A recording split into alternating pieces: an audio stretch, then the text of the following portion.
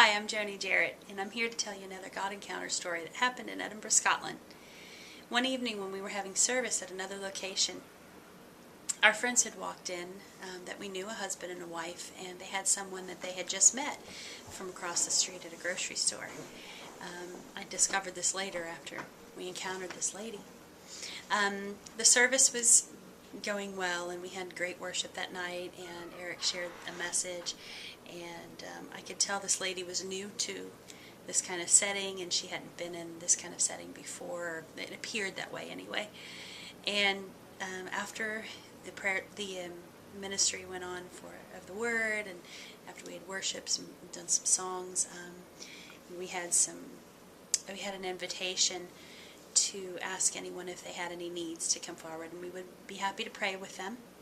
And this lady that I'm referring to and our friends walked forward, and I remember asking her what she would like prayer for, and I'd be happy to pray along with her.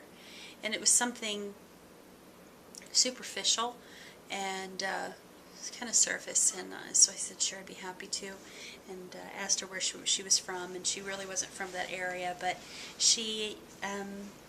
I prayed with her about the need that she asked me to, but I had this very deep God thought that something else needed to be prayed for, that she had a deeper need, and I said, I just feel that maybe we should pray for your daughter. Do you have a daughter?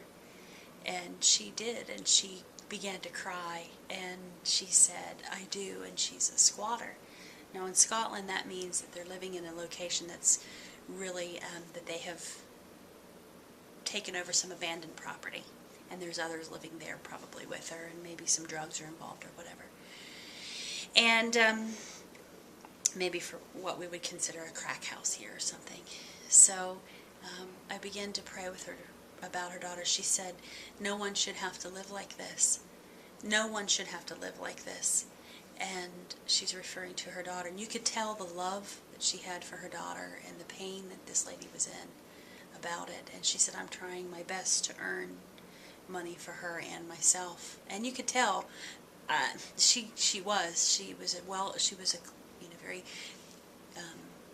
nicely dressed and groomed lady that you could tell was a hard worker. And she said, I'm trying to earn enough for us to live and to eat. And she said, I also have some other folks living with me that are depending on me. And so you could tell that she had way more responsibility than a normal person should. And as we began to pray, we both sensed the presence of God, and it was beautiful.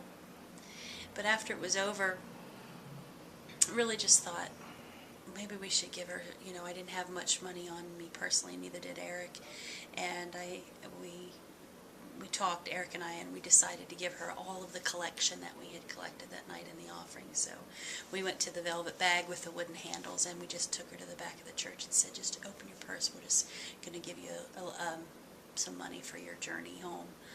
And she opened her purse up, and in just disbelief, she was just watching me.